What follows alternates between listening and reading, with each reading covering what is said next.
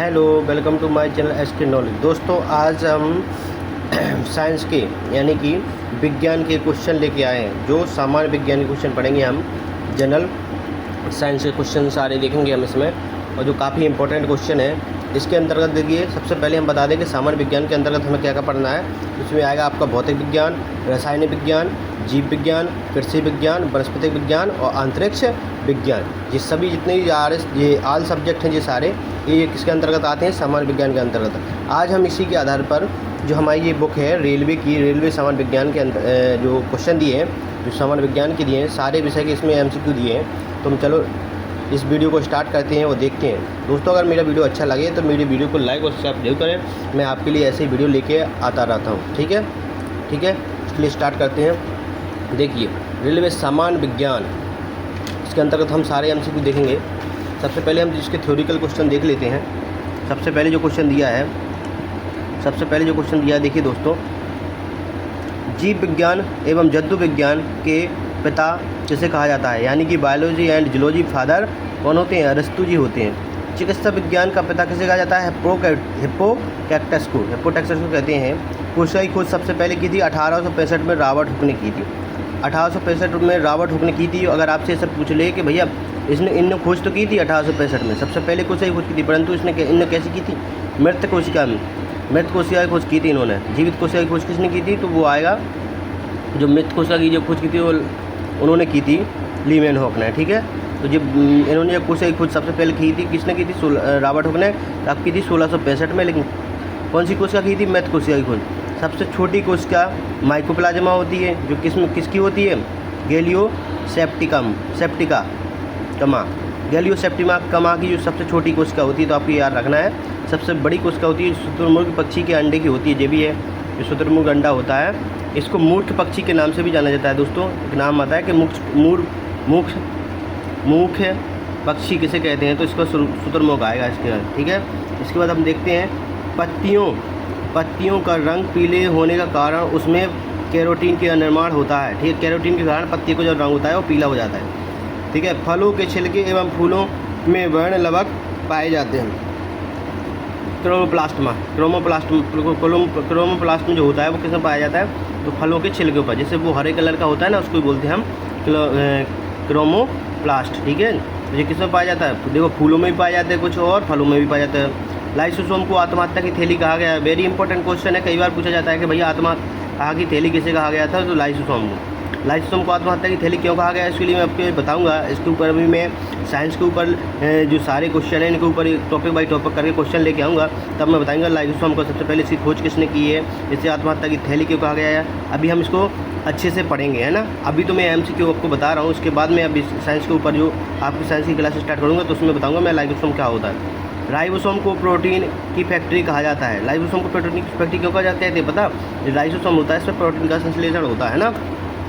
केंद्रक में, ठीक है, राइबोसोम RNA तथा प्रोटीन के बने होते हैं। ये भी ध्यान रखना इंपॉर्टेंट है कि राइबोसोम किसके बने होते हैं? तो RNA और प्रोटीन के बने होते हैं।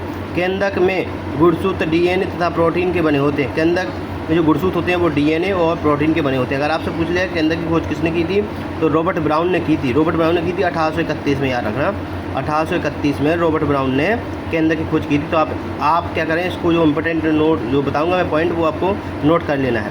केंद्रक में गुणसूत्र DNA और RNA रहता है। ये भी इंपॉर्टेंट है भाई। केंद्रक के अंदर क्या रहता है? तो DNA और RNA होता है।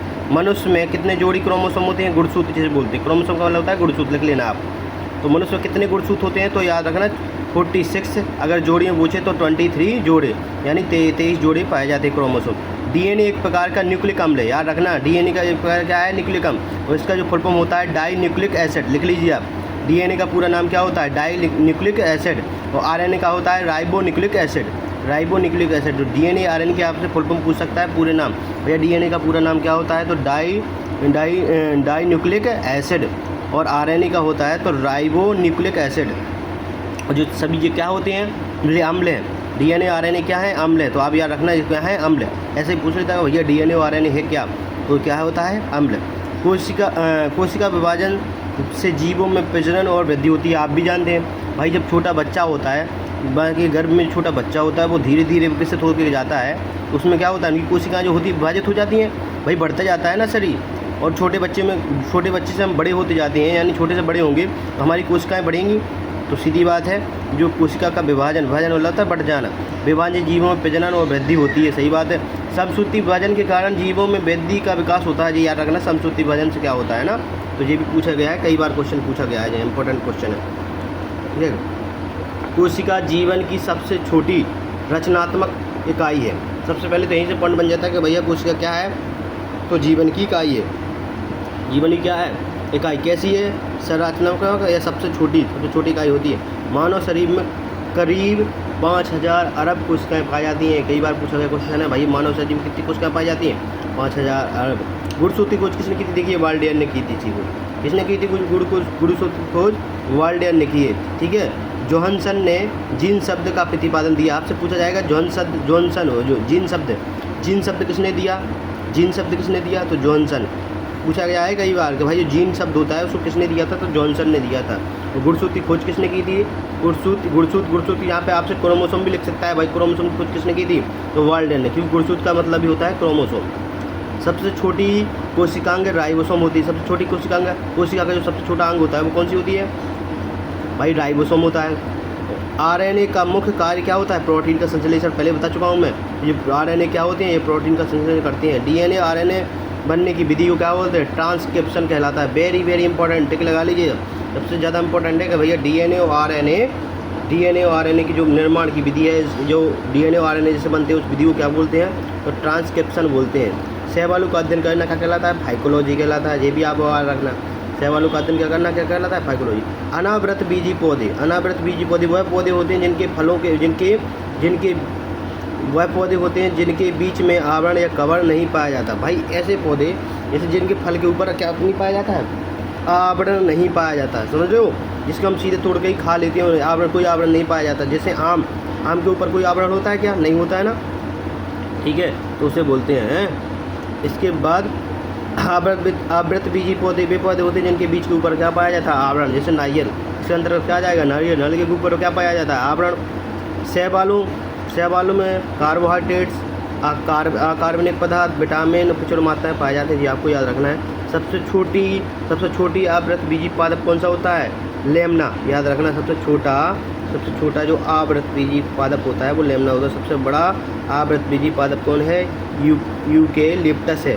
सबसे छोटा पुष्प क्या होता है, बुल्फिया, इंपॉर्टेंट है। सबसे छोटा पुष्प कौन सा है, बुल्फिया। सबसे बड़ा पुष्प क्या है, रिफ्लोसिया। तो आप याद रखना, सबसे छोटा पुष्प पूछे तो बुल्फिया, सबसे बड़ा पुष्प पूछे तो रिफ्लोसिया। ठीक है। सबसे बड़ी पत्ती कौन सी होती है, विक्टोरिया रीजिया। सबसे बड़ी पत्ती की बात हो रही है, यही बड़ी पत्ती होती है जो ना पत्ती, सबसे बड़ी पत्ती कौन सी होती है, विक्टोरिया रीजिया। सबसे छोटा बीज कौन सा होता है, आर्किड का होता है सबसे छोटा बीज। तो याद रखना, सबसे छोटा बीज पूछे आपसे किसका होता है, एक पादप होता है आर्किड का होता है। ठीक है। इसके बाद नेक्स्ट देखते हैं हम, सबसे बड़ा बीज किसका होता है, लेडोसिया। सबसे छोटा हमने बताया आर्किड का, सबसे बड़ा बीज होता है लेडोसिया का। सबसे छोटा आवृत बीजी पौधा क्या होता है, जिमिया पिग्मिया होता है। केंद्र की खोज मैंने आपसे बताया था पहले, रॉबर्ट ब्राउन ने की थी। अब पूछे केंद्र की खोज किसने की थी, इसको बोलते हैं न्यूक्लियस भी लिख सकता है आपसे पूछ सकता है भैया न्यूक्लियस की खोज किसने की थी, तो किसने की थी, न्यूक्लियस की खोज किसने की थी, देख लीजिए दोस्तों। तो न्यूक्लियस की खोज की थी रॉबर्ट ब्राउन ने।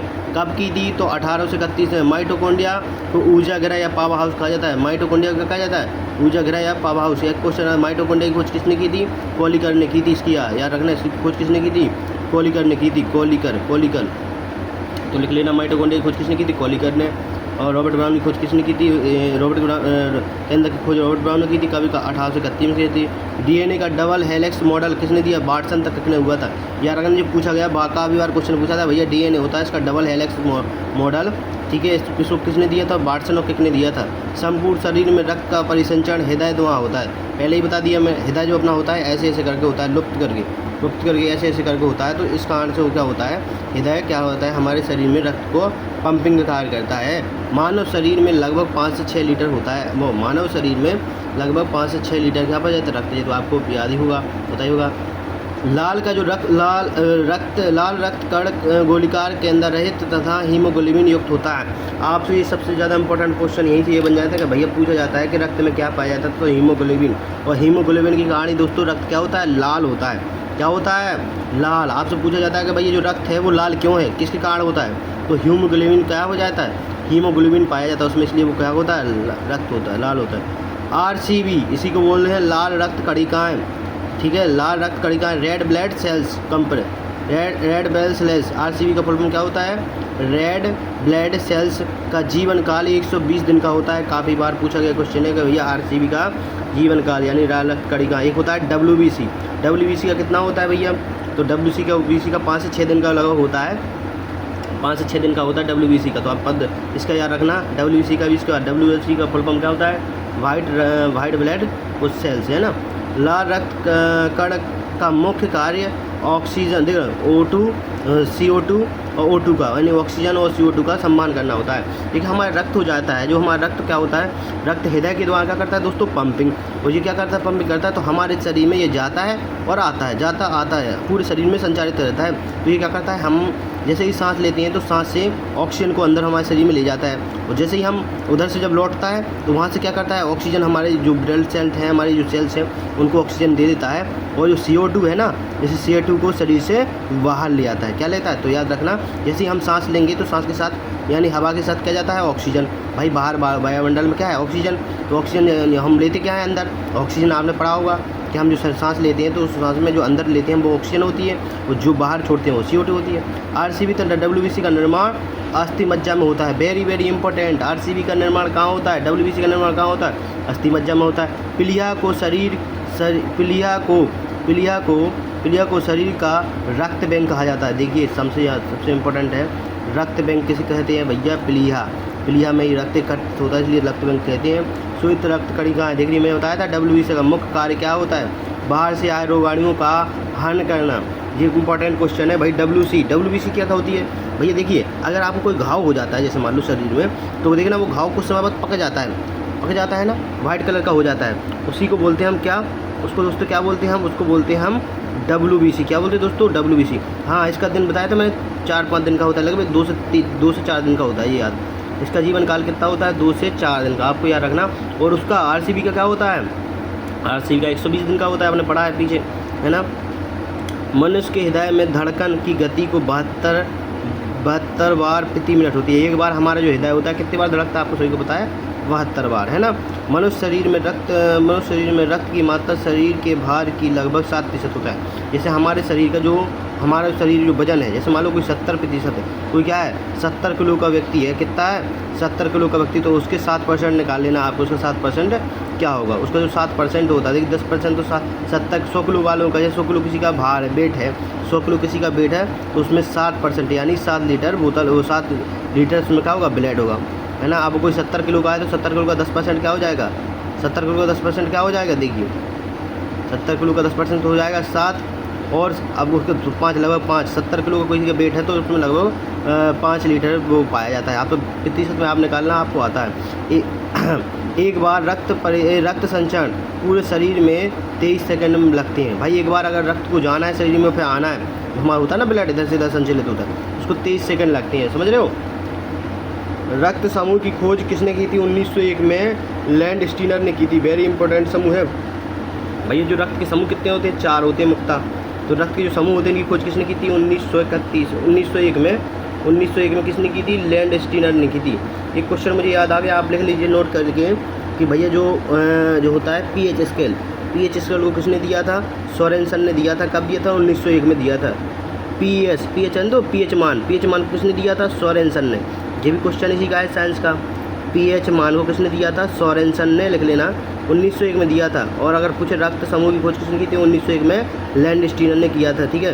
रक्त समूह कितने होते हैं, 4 होते हैं, ए बी और ओ रक्त समूह कहलाते हैं, है ना। रक्त समूह ओ सर्वदाता होता है। देखिए सर्वदाता का मतलब जानते हो, ऐसा रक्त समूह जो ऐसा समूह, रक्त का ऐसा समूह जो सभी को क्या दे सकता है, ब्लड दे सकता है।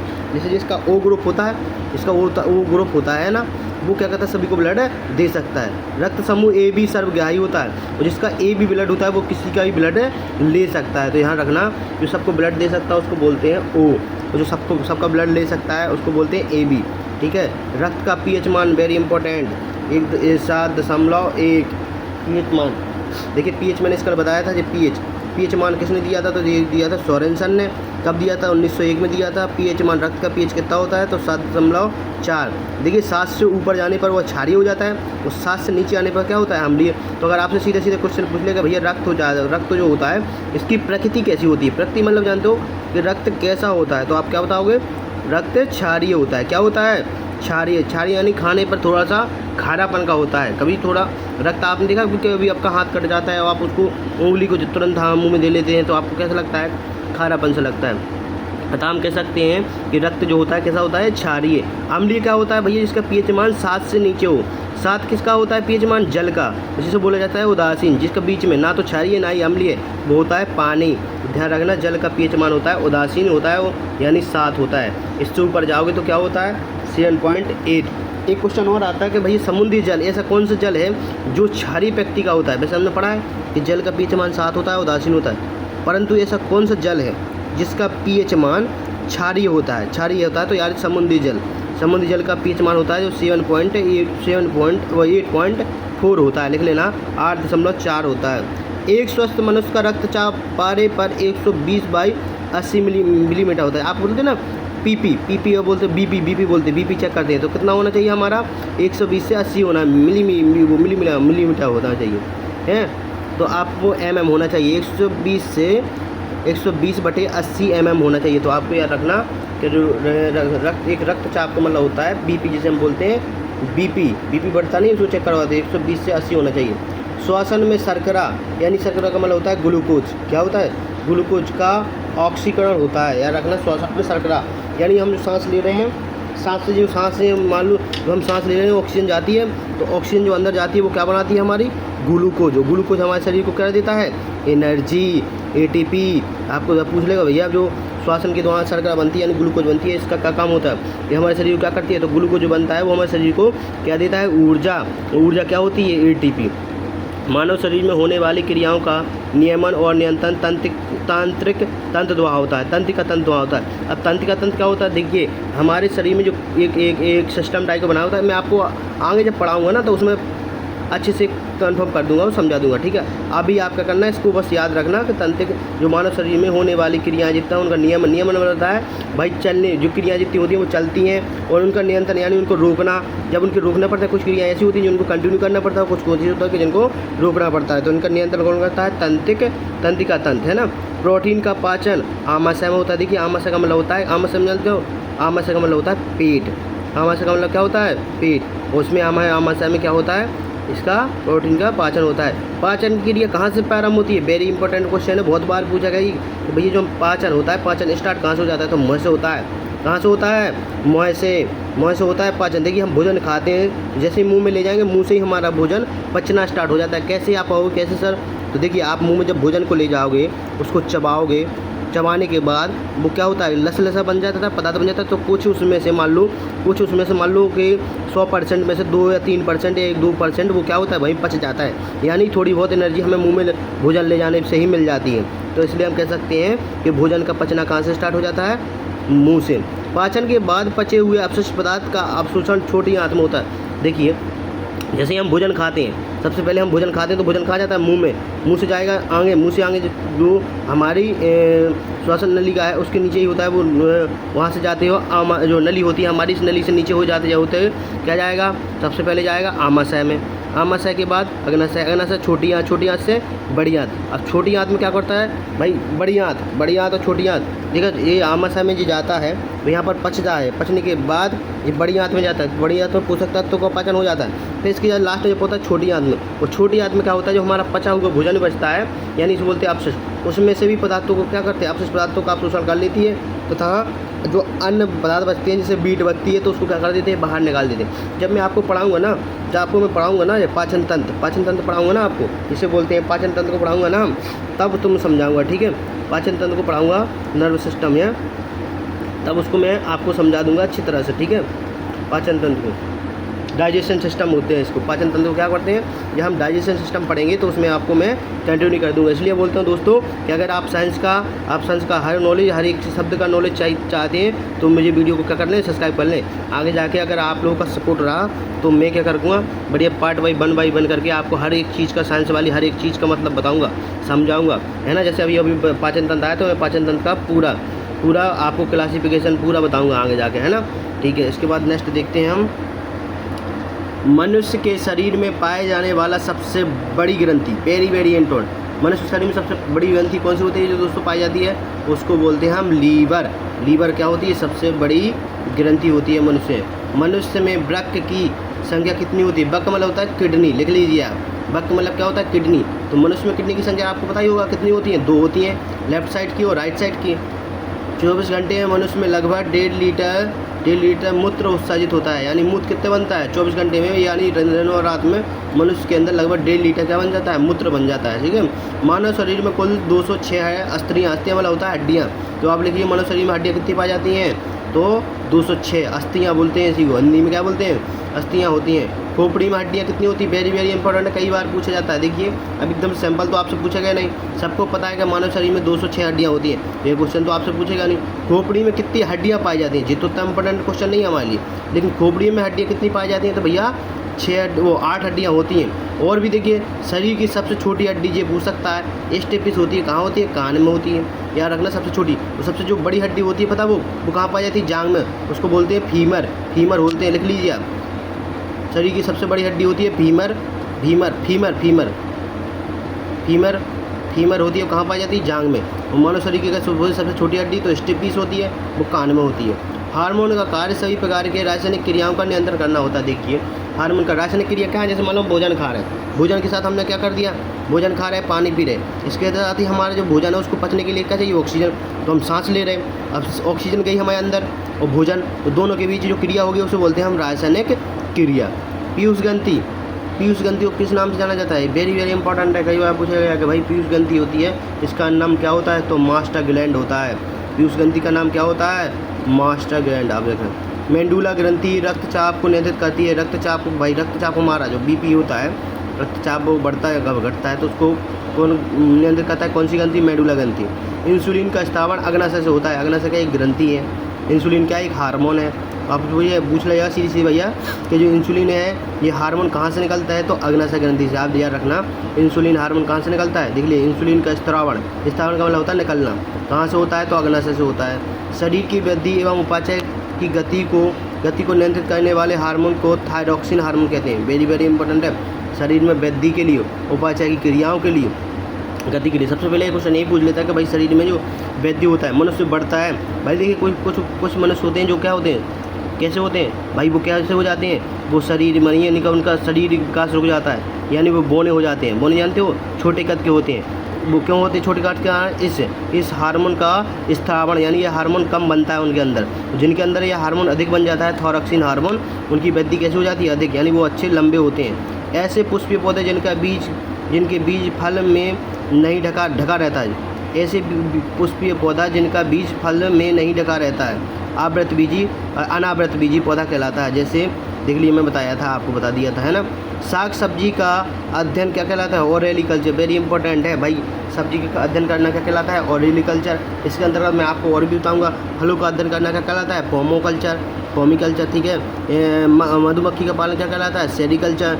लाख जो कीट होता है, रेशम कीट, उसका अध्ययन क्या कहलाता है, लाख कीट का अध्ययन कहलाता है। देखिए मधुमक्खी का पालन क्या कहलाता है, एपीकल्चर लिखना आप। और जो रेशम कीट होते हैं उनका अध्ययन करना, रेशम कीट का अध्ययन करना कहलाता है सेरिकल्चर, ठीक है। फलों का अध्ययन पोमोकल्चर, ठीक है। इसके बाद ओरेलिकल्चर, सब्जियों का अध्ययन बता दिया मैंने। ओरेलिकल्चर क्या होता है, सब्जियों का अध्ययन। टमाटर का जो रंग होता है वो किसके कारण होता है, लाल, किसके कारण होता है, लाइकोपीन के कारण। वेरी इंपॉर्टेंट पूछता है भैया, टमाटर जो लाल कलर का होता है ये किसके कारण होता है, तो लाइकोपीन के कारण। यहीं पर एक आता है दोस्तों, देखिए गाजर का जो पीला रंग होता है वो किसके कारण होता है, कैरोटीन के कारण। याद रखना किसके कारण होता है दोस्तों, कैरोटीन के कारण। संसार का सबसे बड़ा पक्षी शुतुरमुर्ग होता है। एक क्वेश्चन आया था, सबसे बड़ी क्वेश्चन किसकी होती है, तो शुतुरमुर्ग की। किसकी होती है, शुतुरमुर्ग की। शरीर के सबसे कठोर तत्व दांतों के ऊपर एनामिल, वेरी वेरी इंपॉर्टेंट भैया। हमारे शरीर का जो सबसे कठोर तत्व होता है वो दांतों का होता है, कौन सा? एनामिल होता है। मनुष्य का हृदय 4 कोष्ठों में बटा होता है, सबसे वेरी इंपॉर्टेंट है भैया। मनुष्य का हृदय कितने कोष्ठों में बटा होता है? 4 कोष्ठों में। खरगोश का भी होता है, वो 4 कोष्ठों में बटा रहता है ना, ठीक है, आप याद रखना है। मनुष्य का, खरगोश का, पक्षियों का 3 कोष्ठों में बटा रहता है ना। कार्बोहाइड्रेट एवं वसा शरीर को ऊर्जा प्रदान करता है। कार्बोहाइड्रेट एवं वसा शरीर को क्या प्रदान करता है? ऊर्जा। मनुष्य के शरीर में लगभग 65 से 80% जल होता है, वेरी वेरी इंपॉर्टेंट। अगर दूसरे पूछ ले, क्लियर पूछे कि मनुष्य शरीर में शरीर का जो पानी होता है लगभग तक तो 71% होता है, अगर बीच में पूछ ले ऐसे 65 से 80%। मनुष्य के लिंग निर्धारण यानी मनुष्य में लिंग यानी क्रोमोसोम की बात हो रही है। गुणसूत्र कैसे होते हैं? XY होते हैं। जो महिलाओं में होते हैं वो XX होते हैं। देखिए गुणसूत्र हमारे 2 प्रकार के होते हैं। सबसे पहले तो होता है, एक तो XX होते हैं और XX का मतलब होता है वो क्या, लड़की है, और पुरुष जो होते हैं वो होते हैं X और Y।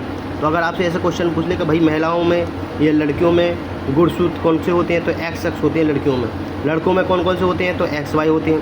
भाई अगर आप पूछे कि भाई एक लड़का, एक औरत, एक आदमी है, दोनों का बच्चा जो होगा, अगर वो इसमें से X आएगा, इसमें से X आएगा, तो क्या उनके पैदा होगी? लड़की पैदा होगी। अगर इसमें से क्या आ गया, Y, उसमें से X आ गया, तो क्या बन गया? XY, यानी उनका क्या हो जाएगा? लड़का पैदा हो जाएगा। थायरॉक्सिन हार्मोन को आयोडीन होती है। थायरॉक्सिन हार्मोन में आयोडीन होती है। आयोडीन जानते हो?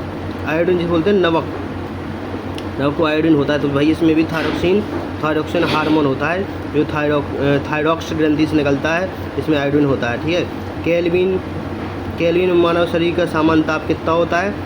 310 केल्विन। और अगर आपसे पूछ ले सेल्सियस में तो 37 डिग्री सेल्सियस, यहाँ पर लिखना सेल्सियस में कितना होता है? 37 डिग्री सेल्सियस। 37 डिग्री सेल्सियस आप निकालने के लिए सूत्र होता है, इसका मैं बताऊँगा आपको कैसे निकालते हैं। अल्प तथा असंतुलित भोजन के कुपोषण, अल्प तथा असंतुलित भोजन से कुपोषण होता है। भैया सीधी बात है, अल्प मतलब होता है तनक, असंतुलित मतलब होता है जिसकी कोई समानता नहीं है। ऐसे भोजन करोगे तो आप कैसा हो जाए? कुपोषित हो जाओगे।